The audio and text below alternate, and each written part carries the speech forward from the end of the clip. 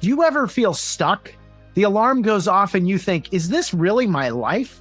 Do you wish you could douse your relationships or your career or even your business with rocket fuel and throw a match on it? End the blah once and for all. They either launch or they burn up and you get to start over. I've been there and I see you. I'm Ben Walters, an entrepreneur, pastor, coach, and consultant. If you're ready to get unstuck and ignite your super pumped life or business, I'll give you the rocket fuel and the match. All you have to do is light it.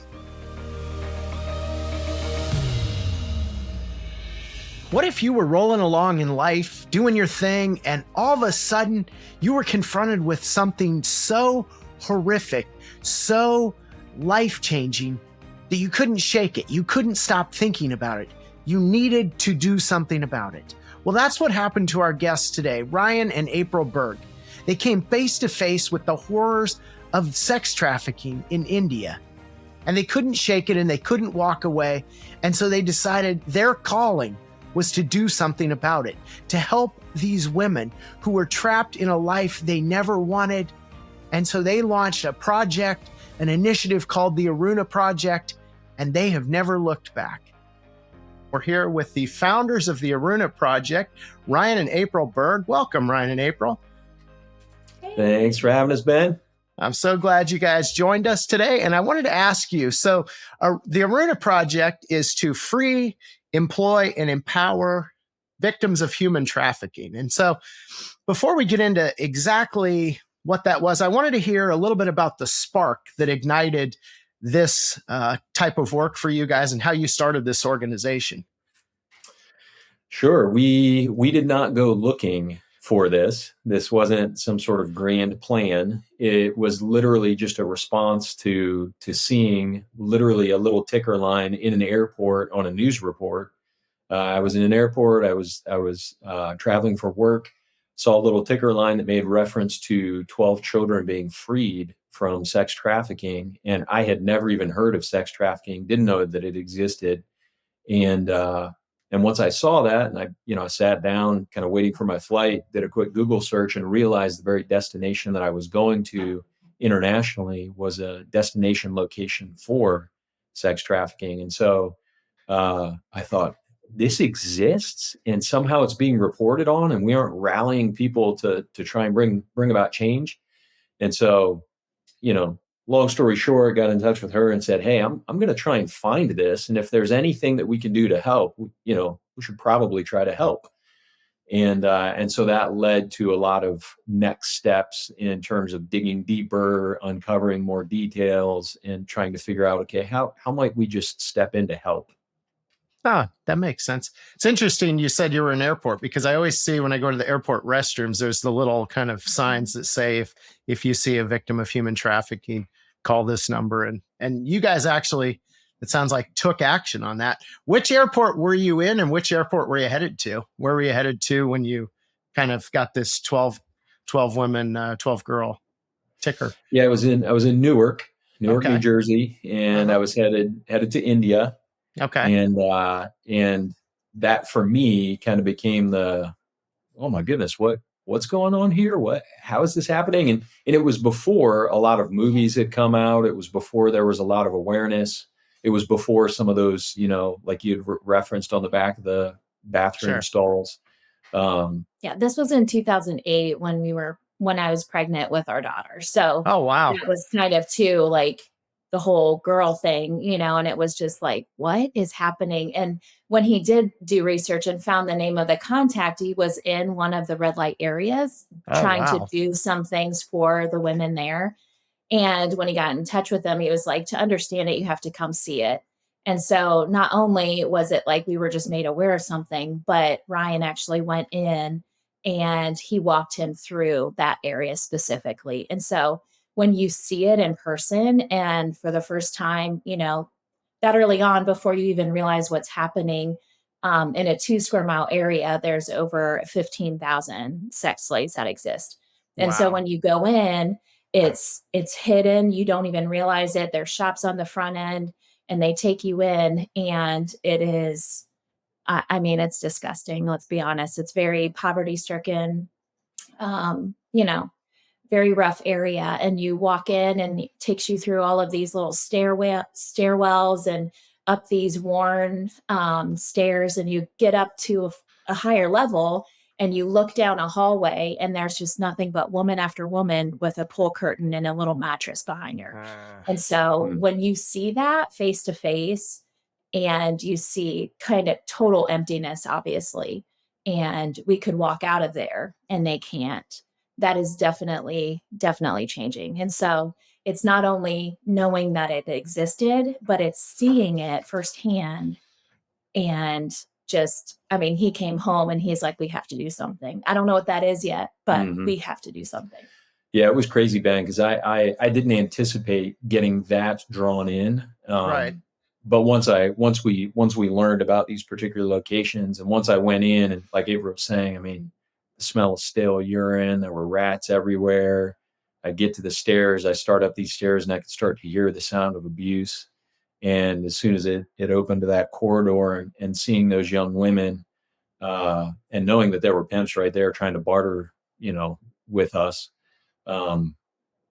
I just thought, oh my goodness. And as soon as I stepped out of there onto the street, I quite honestly, I'm standing in the middle of the street and I just wept. I had never seen anything like it before. It broke my heart.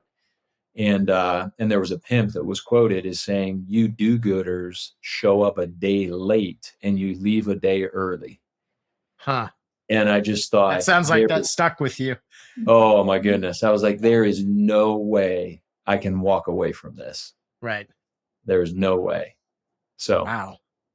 So how did you get behind the curtain into that kind of depths of hell, if you will, without, I mean, I guess they thought you were a potential customer. How does someone escort you into that to even see that without you being in danger and jeopardy? Yeah, it's interesting. So human trafficking is a global issue that literally affects every country around the world. Within human trafficking, there are specific types of trafficking. We work specifically in sex trafficking, and sex trafficking literally affects every country around the world. It's been reported in every single state inside the US. And so the methods of how sex trafficking happens look different from location to location. Okay. But the impact is very much the same in terms of the trauma, the impact on the individuals. So for us, we had to learn a couple of different things. We had to learn, okay, how does the method and the process of trafficking work in particular locations, like let's say in India, for example, in the city of Mumbai, for example, and then how does it work in the city of Cincinnati? What do those methods look like, and how do we actually create solutions specific to the methods of trafficking? But then underneath it all, the impact of that trauma and what it does to the individual, how do we address that need also? And so when we first started exploring it, to try and get, like you said, behind the curtain, for us, it became trying to simply understand the problem. So we were looking at the magnitude of the problem, but then we were saying, but we want to be focused specifically on individuals. Because if we get, just like anyone who's addressing something, if you look at the magnitude of it, you can get overwhelmed with it. Sure. Yeah. But if you're able to just kind of focus in on, okay, let's just focus in on this sort of smaller piece of the problem. Okay. And if we can create some solves and solutions here, perhaps we can then start to build it out to the larger. And so for us, we got essentially behind that curtain, like you said, because in that particular area, the method of trafficking is pretty open. It's pretty public. So there are these public brothel systems where there's a ton of people coming in and out on a daily basis. Okay. And so to be able to kind of move in with some of those people, and granted, I stick out in that particular place. And so, that's why pretty quickly they understood that I wasn't there for sex. And that's why, they can tend to be a little bit more aggressive to protect the work that they're doing. Sure. And so in that regard, yeah, I mean, there's certainly some danger to it, but for us, it then became kind of, we have to get back in there, try and understand the problem and what's contributing to this problem to really figure out, okay, what can be some of the solution that we're going to offer. So what would you say the main difference between like the sex trafficking in Cincinnati or in the US versus India would be? How does that differ? What are you working with in India that maybe the American listener doesn't understand Yeah. contextually? Yeah. And so, like he was saying, the methods are very different. And so, international, you still have like brothel systems. And so, Okay. where we're talking about when we first saw it, and even still today that we're working to combat, is you have a lot of women trapped inside a very small location. And so you have lock boxes. There's different ways from the box to the hallway to the street level. And so depending on how long they've been there, depending on where they're at, depending on which lane you're in, I mean, there's just a lot of that type. And so they use very raw and manipulative ways and methods to keep them there. Okay. You know, won't go into a lot of detail, but it's just very, yeah, just Sure. very. So are they Very so are they fine. kind of are they trapped there in the sense that they're working there, sleeping there, eating there? Like, do they have freedom of mobility, or are they, like you said, with these kind of levels of freedom, they're literally locked there? They are literally locked there. And I will say this, by the time that they're released to the street, so a lot of them are trafficked from the villages. Okay. So let's say you have a family, more poverty stricken in one of the villages, and there's somebody who goes to these villages, and they'll see this family who may have two boys and a girl. Well, the boys can work for the family to earn some income, but the girl is just taking up space and money for food, to put it bluntly. And so somebody comes and says, I have some work for your daughter in the city. Well, Okay. whether they know what they're saying or not. So some do know what they're selling to, some don't, and they don't even ask questions. They're like, oh, sure. And so the daughter thinks she can contribute. And we're talking about 11, 12-year-old girls. Wow. And so they're manipulated, come in, they have no idea what they're doing or getting into. And so then that is when they're taken to the box. The youngest have the highest price, and they bid and they go out. So it's very, it's very ugly and very intense. So they have predatory recruiters out in the very poor rural areas just trying to get sex workers. It sounds like that's horrific. And there's also other methods too, where a young woman might be given as a child bride to someone, and then that they're kind of used up in that purpose, and then the husband may sell them into that brothel system after a few years. So there's a lot of socioeconomic factors, a lot of gender inequality factors. There's a lot that's there. But to April's point, in that box is where they're usually, that's where it's the most violent, the most difficult. And then eventually, when they become compliant, then they're released from the box to work the hallways. Okay. And usually can spend a significant amount of time in those hallway rooms before they're released to the streets. And oftentimes when they're released to the street, people will say, well, why don't they run? Now's their chance. Right. But every trauma counselor will tell you that a known evil is safer than an unknown good. By the time they hit the street, they're not going anywhere.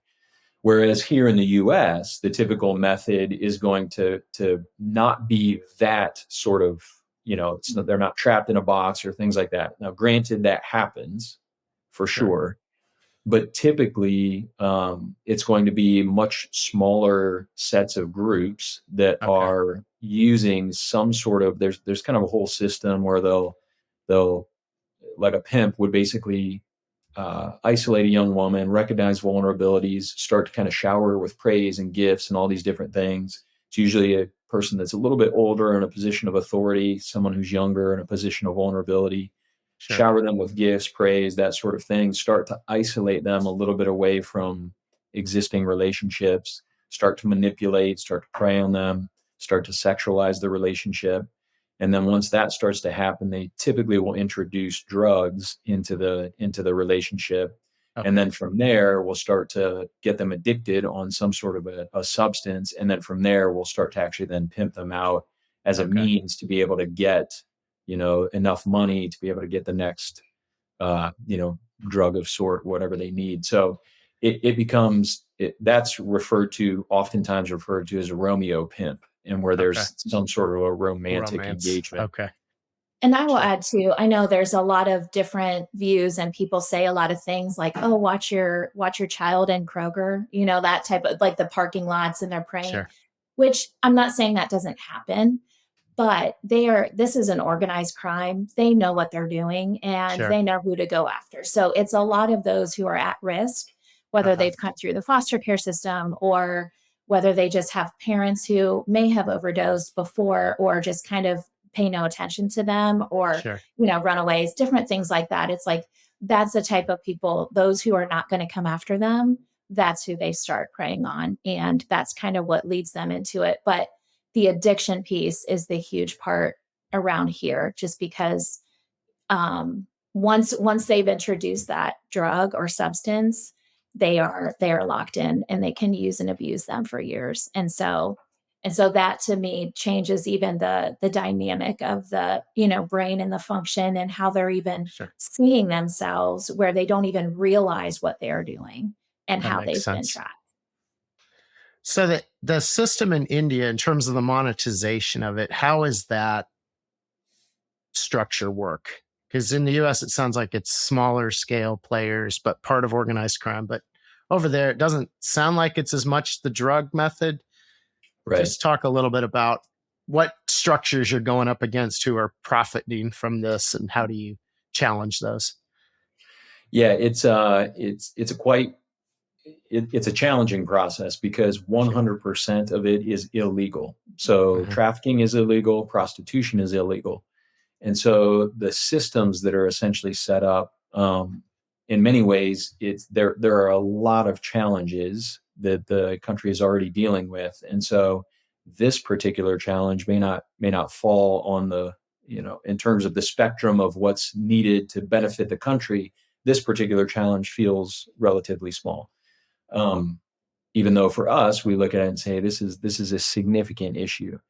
And so typically what's going to happen is there's going to be someone called the Malik who oversees some of the brothel systems. Okay.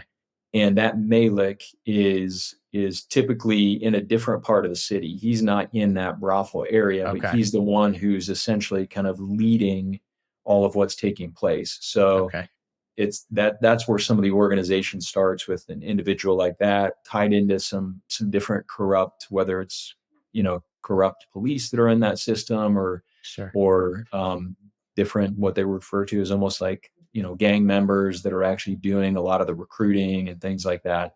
So that Malik is the one who's kind of calling the shots, typically got money from other enterprises and things like that. They're overseeing the brothel systems. And then when a young woman comes into that system, there's a whole breaking process from that box to the hallway to the street. And it goes down from a particular person that oversees the box to then what's called the garwali that oversees the hallways, to then the street level pimp that oversees the streets.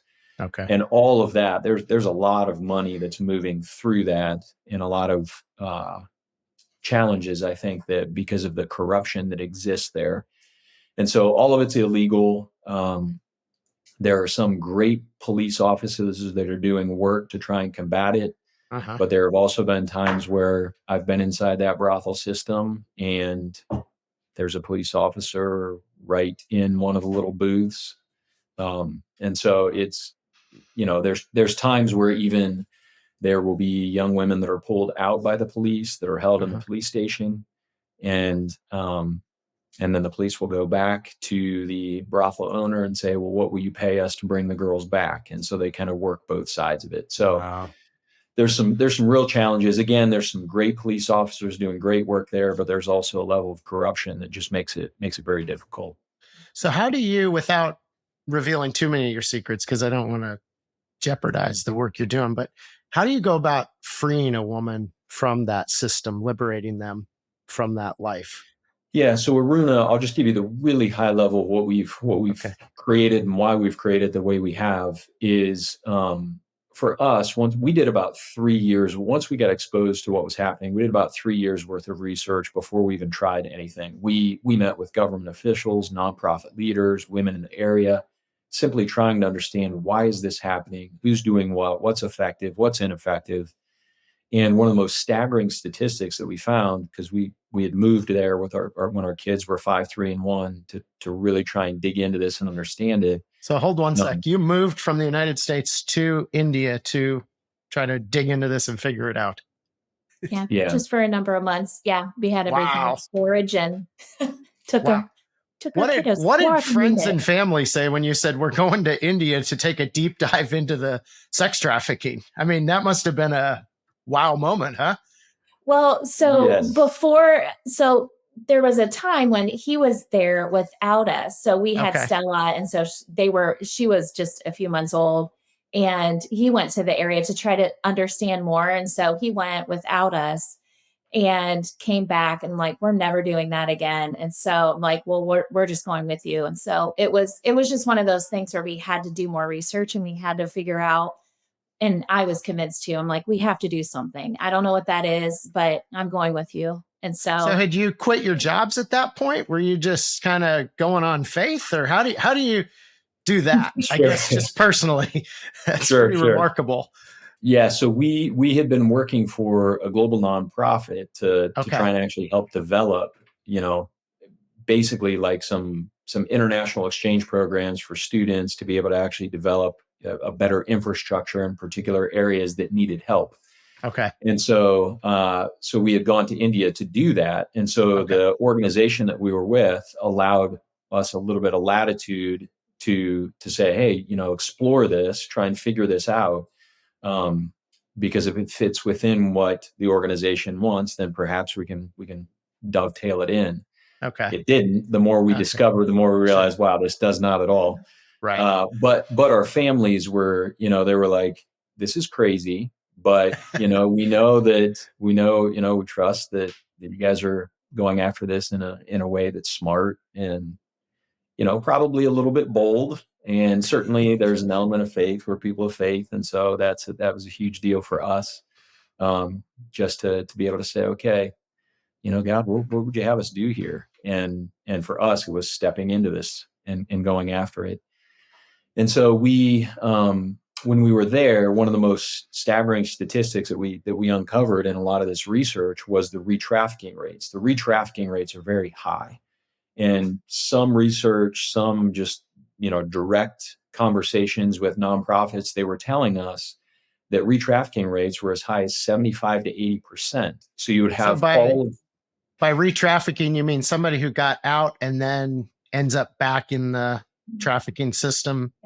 Yeah. Okay. And so we were like, okay, so you're telling us that the success rate is between 20 to 25%. And we just thought there has got to be a better way to do this.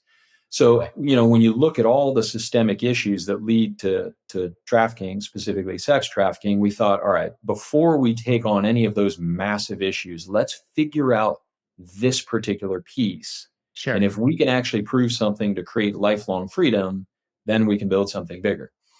So that's what we decided to focus on. So we created Aruna to basically be the best of nonprofit services and business solutions combined in one. Okay. And so the whole design of that is to basically create these outreach centers. This is to your earlier question of how do you actually get them out? Right. Is we created these outreach centers in multiple red light areas. And I'll dig deeper there in a minute, but those essentially are to create a pathway to freedom. Once she's freed, we then have training centers with these apprenticeship programs where there's transitional housing, where in the apprenticeship program, she's earning a wage, she's getting skill and trade development, trauma counseling, and then all of that leads to employment within the freedom business. Okay. All of that is key. What undergirds all of that is what we refer to as our 4 pillars of holistic care. And those are the key functions of where we're meeting the needs of each of the women as they're coming through this process. And we do assessments at every 3 months to make sure that we're creating individualized care plans for her. And all of the data and research shows where one of those 4 pillars is not being met, the re-trafficking rates increase considerably. So what are those 4 pillars? What's that? What are those 4 pillars? The first is the mental emotional. So we have to make Okay. sure that we're addressing the trauma very Sure. specifically through different types of counseling, different types of trauma counseling. The second is relational social. So all the research shows there needs to be both a combination of strong relationship with those who have an experience of trafficking, as well as those who don't. So you can create strong bonds of trusted relationship. Okay. And then economic financial is the third. So there needs to be some sort of stable economic income coming in to create economic stability. And then the fourth is physical environmental. So you have to get them out of the place of trauma to be able to actually create some roots and safety so that there's freedom of agency, freedom of movement, and safety So, where they're leaving. so how far are your transitional centers from where they would have been trafficked or working? Are they They're usually a couple hours away. okay? That's what I was wondering. So close enough they could reconnect with family, but not close enough that they get sucked back in. Is that kind of the thinking? Yeah, and it's one of those things too where it's like in the intentionality. So just a way that we never buy a woman out. So Mhm. it's not like if she has debt to be owed or things like that. Those outreach centers are really there in all of those four pillars to also just create that trust. And so she finally realizes she's not property to be owned. Okay. And once that is finally there, and she's like, I'm ready. I want to get out. Get me out now. Then we tell her, okay, grab anything that you own that is of value to you and meet us on the corner. There will be a taxi waiting for you at 6 a.m. when no one else is awake, and away you go. And so Wow. she'll meet us there and we'll take her to our transitional housing. And that's where she starts a life of freedom. And it's one of those things where when they finally get to that point, and it's so important for choice. And that is what we are working every step to create that choice for her that Sure. had been taken away from a long time ago. And then she realizes she has a voice Okay. and that she can start making those choices and has a voice in her future. And that is the key to the Mhm. sustainability of what she does. And is your focused effort on a particular layer of those kind of the deepest end or the hallway or the kind of more freedom? Which one do you have most success in or are you Yeah. targeting? Well, usually in the box, they tend to be under the age of 18. Okay. And the operative sort of method to get her out, you have to do a raid. So you have to do undercover operations, you have to do Wow. police engagement, things like that. Typically, hallway to street are going to be over the age of 18. And Okay. so we walk alongside organizations that do some of those undercover operations, well. Um, but we then, in terms of our outreach teams, focus directly on the hallway and the street Okay. because they tend to be over the age of 18 and allows us to get them into the process to where they can be employed. Those under the age of 18, there's a whole process that we take them through. And then once they reach the age of 18, they can then step into employment. And How I'll long? add Oh, this go ahead. too, Yeah. just really quick. Yeah. So that is one aspect of what we do. We also partner with aftercares. So Okay. there are other organizations that have private aftercares that work to really rehabilitate those minors who had been trafficked and who have been freed to really care for them. But most of the aftercares, once they turn 18, they're no longer able to be housed there. And so, because they're Okay. a legal adult. And so that is also where we come in. So we partner with those aftercare. So when it's like, okay, she's turning 18, she really needs a job to maintain that freedom because there are still a lot of the brothel owners and those who understand where girls come from and where they go, even when they're minors. Mhm. And so that re-trafficking rate can be involved in that. So if they can reach them once they're 18, they bring them back in. So it's one of those things where we partner with them as well, so that we can employ them and then we can continue that holistic care with them. If that makes sense. How long does it take?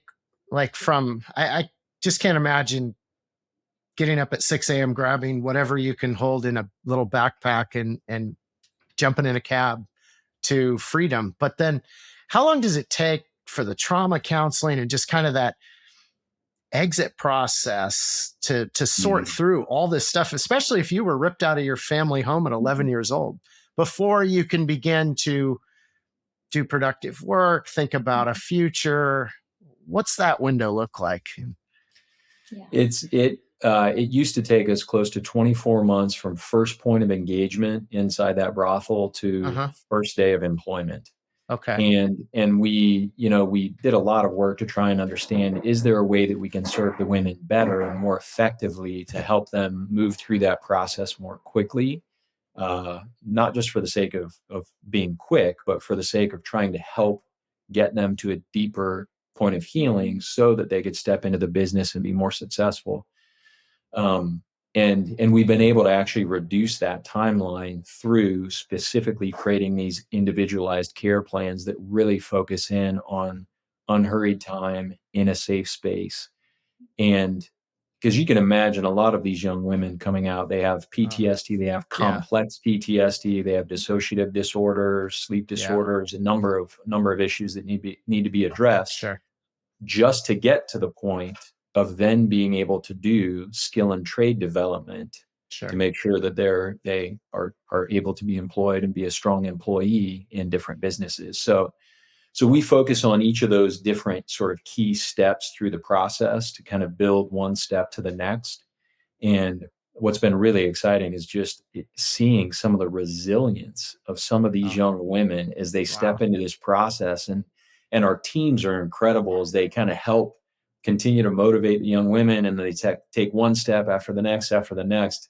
And what's crazy, Ben, is if you met some of these young women in that first stage inside that brothel system and would actually see some of them now, you would think this is not the same person. Wow. It's just incredible to see some of the transformation, sort of regrowth. Yeah. And are you able to share any of those stories? I know there's some confidentiality issues, so I don't want to jeopardize anyone's freedom or so forth. But are there stories you would want to share of just particular people who really have touched your heart and bring a smile to your face? I could tell you a whole lot of stories I'm sure. of everyone. And, one of them specifically, and I'll say even in the process of what we do and why. So like the employment piece is making athleisure products and accessories, which are incredible. And so if you buy a bag and you actually use it, you're like, oh my goodness, this is really well made. And then in all of the liner has all of the artisans who are freed and employed with us. So we take something that is like, this is truly a part of a freedom story that you have to carry with you. And they are incredible. And so within that, there's, so many great women, obviously, that we work with, but one specifically, her name is, and she actually was born in the brothel. And when you're born in the brothel, or when some of the women who are trafficked have children, those children sleep under the bed that their moms are abused. And so you can only imagine what they've experienced from whenever they can, start first remembering things. Yeah. And so she was born in the brothel, and we were able to eventually, obviously, in some programs and stuff, when she was older, she was trafficked, she was, built up into that lifestyle. And so they just went ahead and started abusing her. We were able to secure her freedom. And it was one of these programs. We always make up just really fun women's days and events and all kinds of celebratory things. And so we were asking what they did this one weekend or whatever. And nonchalantly was like, oh, well, I saved up my money and I bought my own place. And I went in and got my mom out of the brothels. And we were like, wow, what? And it's like one of those things where, and that just is part of the story of, and she's incredible. And she's now she's a team leader. And so she brings in the women who come in from that area, understands all of it. She's married, has a child. Just absolutely incredible. But one of the times where we were there, we were having lunch. She was like, come to my home and meet my mom, this and that. So we're sitting there enjoying lunch with them. And there's there's like a few other women coming in and out with them. And it's India. So you just kind of like, I mean, it might just Roll be with the it. village. I don't know. Yeah. So we were sitting there and then we were like, who is that? Like, who are these other women? Are they just family? Like, who are they? And she said, oh, well, once I was here at the flat and my mom was freed, she went back in and freed two more women out. So you just Wow. see the replication of what freeing one person does is, I mean, it trajects into a lot of others. And so whether it's their own children, others not being at risk of trafficking or even scenarios like that, again, we don't buy them out, but at the same time, they are free to do what they need to do to get things done. And so it's just stories like that where you see the resiliency and you see the impact that they make, not only in their own lives and their own healing, but in other people's lives too, of what that really, truly sustaining that freedom does for others. So I mean, there's so many more too. It's incredible at what these women do. And I always say this too. I'm just like, what we have learned from these women and the heart and care for others and what giving somebody an opportunity does Oh, is incredible. It oh, really, really is incredible. So that is that's one of awesome. mine. So you mentioned it, April, about the athleisure brand, and I wanted to talk a little bit about that because it sounds like that is a piece of what you do that kind of differentiates you from some of the other programs and allows, I would say, a less re-trafficking, right? It helps with your keeping people out of that system. So talk a little bit about the business and some of the stuff you offer, how people could support it. I know not everybody's ready to go with a 3-year-old and a 5-year-old and a newborn to India to fight this battle. So how can they help in terms of purchases and just some of your runs and all the good stuff you guys are doing? So the interesting thing is we actually the first thing we started with was the business because it was the Okay. landing point for the women. And Okay. one of the key functions of the business is we said the product must compete in the open market, even if no one knows the backstory. Okay. Because we know that there's going to be a dissonance for people where they're going to say, okay, premium athleisure, Right. but it's made by trafficking survivors. That doesn't, it creates a dissonance. Sure. And so we knew that was going to be a little bit of a challenge for us to try and overcome. And so the teams have been really focused in on making sure it really is premium quality with high functionality. And then 100% of the products are made by the survivors, and then 100% of the profit actually goes back in to free and employ and empower. So purchasing so product cool. is one of the key functions. April can certainly talk more about the product itself. So Yeah, it's one of those things where when we came back, like after we were in India and kind of figured out what we wanted to do and create that sustainable freedom and what that meant of creating a business and what are they going to make, we did a lot of research here in the States into that market of like, all right, what is booming here? And clearly athleisure just took off. And so I love athleisure. A lot of other people love athleisure. Yeah. And so that was when we knew that was kind of what we wanted to create. So having the team, having the ability to design and know where to source these materials.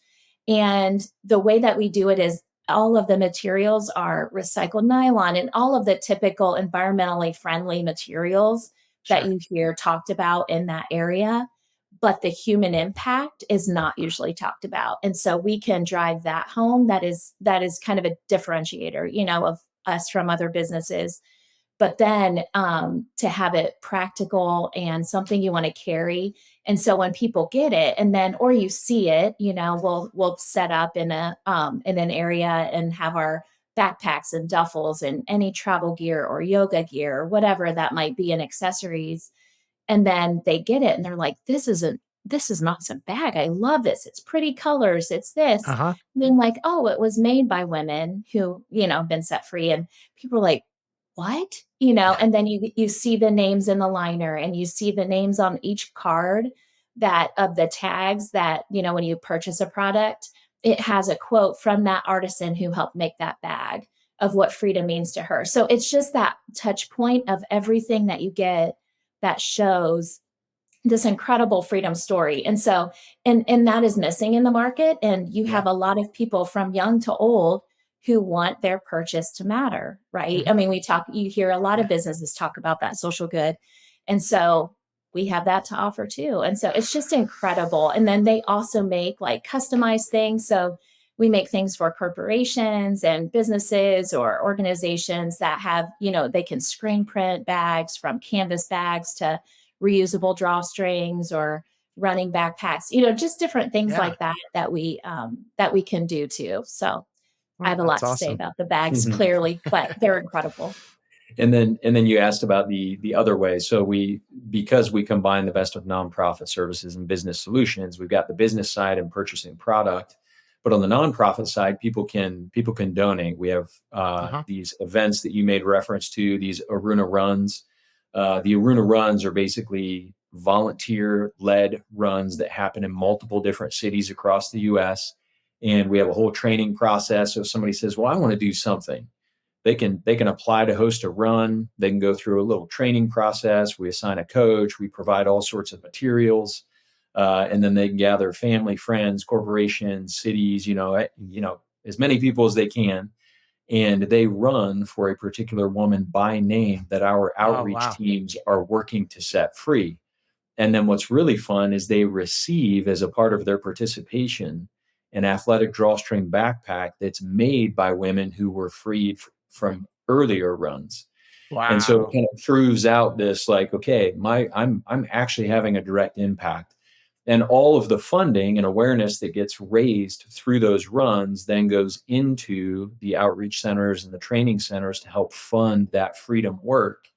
And then once the women are freed, they step into the business, produce the products that come back to those runs. And so we've tried to create this sort of flywheel model that creates essentially an ecosystem. And as people step into that, whether they're running, whether they're donating, whether it's a corporate sponsor or a customer purchasing product, they become a part of the freedom story of these women that are both internationally. And then as we bring the product back here to do all of our quality control, order fulfillment, all those key functions, it allows us to employ women who have been freed here in the US as well. Wow. That is incredible how the synergies build just with all the component parts you built. Do you look back and think, this is unbelievable, to where we started and where we are today? I mean, what do you think about it all now? You look proud. Yeah, it's pretty crazy. So we obviously doing this together, we have to, we each have our own ways of kind of specialties into the system. He's very visionary and saw it obviously from the beginning of what we need to do and planning that out. And so he has done a great job in some of that. And then for me, it's kind of like I'm the customer service. And so it's kind of like some of the specifics internally and all of these other things. And so doing both of those is pretty crazy. But even from when we started, because the numbers are so huge, and we know that when we talk to people, it can seem overwhelming of like, what am I going to do? I can't do anything like this. But even one little thing does matter. And that's why we've said from the beginning, even for one person, like it is all worth it, even for one. And that is why we name every bag. That is why the names are in the liner. It's a reminder over and over again of who we're fighting for and what we're doing and trying to accomplish. Yeah. And one of the things that's fun about that too, Ben, is we just, when you start getting into some of the numbers, people talk about numbers, statistics when it comes to trafficking. And what we've tried to do is personalize and humanize the numbers to say these are individuals, these are specific women. And what's been really fun for us is to be able to actually see the re-trafficking rates have dropped by over 63% for those women who are in. To put it another way, a woman is 3.5 times more likely to exist in lifelong freedom when she goes through the Aruna freedom process than some other means. Wow. And on top of that, what we've seen, and we weren't expecting this, is that for each woman freed, because of all the things that she's now getting, career wage, retirement savings, access to healthcare, trauma counseling, There are close to 4 others within her small little community that are now benefiting from her employment, that are no longer at risk from being trafficked, whether it's a child or a sibling. And so it's a compounding impact. And what's thrilling for us is to be able to actually see that, okay, we're operating at an 86% success rate. We're seeing some really, really neat things moving forward, but it all comes back to the individual and actually seeing where some of those individuals are today. And so where we get to celebrate some of the things that April talks about, we're also kind of constantly looking forward, like, okay, how do we now actually take this to the next step to actually try and actually get it into other locations, start to scale it out to have greater impact in terms of creating a solve for that particular problem. Wow, that is awesome. You're changing individual lives, but also families and children far into the future that haven't even been born yet. So, wow, incredible. So, if people want more information, the website, arunaproject.com. And there's a run in Columbus 2 days from now on June 14th, if you want to get that, or there's one in Cincinnati in September and a couple others. So get involved, and congratulations, both of you. And just thank you for having the courage to take this leap and impacting so many lives. Thanks, Ben. Thanks for Appreciate having it. us. Appreciate it. Thanks for joining me today on the Super Pumped podcast. If you enjoyed today's show as much as I did, I have 3 quick next steps for you. First, subscribe on Apple Podcasts, Spotify, or YouTube to make sure you don't miss future episodes. Next, leave me a review in your podcast app and tell your friends about the show so others can find and benefit from the Super Pumped community. And finally, to put the ideas from today's show into action, visit us at superpumped.com to view the show notes, book a complimentary consultation, or take our free business launch readiness assessment. Keep well, and I'll see you next time.